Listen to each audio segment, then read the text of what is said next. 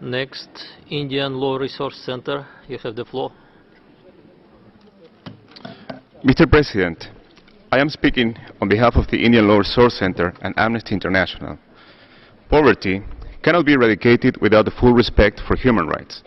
In this regard, the Special Rapporteur on Extreme Poverty's May 2015 report to this Council stresses that the application of a human rights framework is critical in addressing extreme poverty and inequality.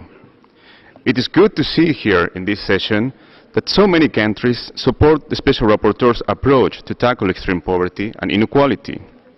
What we would like to know is what countries sitting at the board of the World Bank are doing to incorporate stronger human rights protection into the bank's safeguard review process. International financial institutions with poverty eradication, such as the World Bank, refuse to adequately address human rights. As a result, development projects funded by these institutions frequently result in human rights violations against indigenous communities and other marginalized groups who are often the poorest of the poor in developing countries.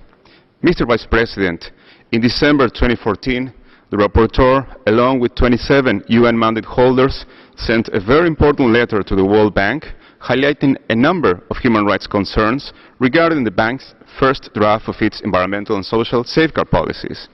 This letter affirms that the bank's conduct is a matter of human rights concern, and we encourage the 28 UN experts to continue to address this concern.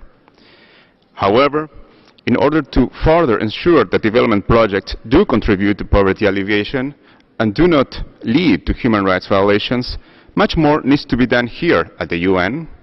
Action must be taken to specify that human rights standards must be respected in all activities funded by the World Bank and other international financial institutions. The reason is because the bank is not likely to address human rights risks unless it is explicitly compelled to do so by its member states. Thank you, Mr. Vice President.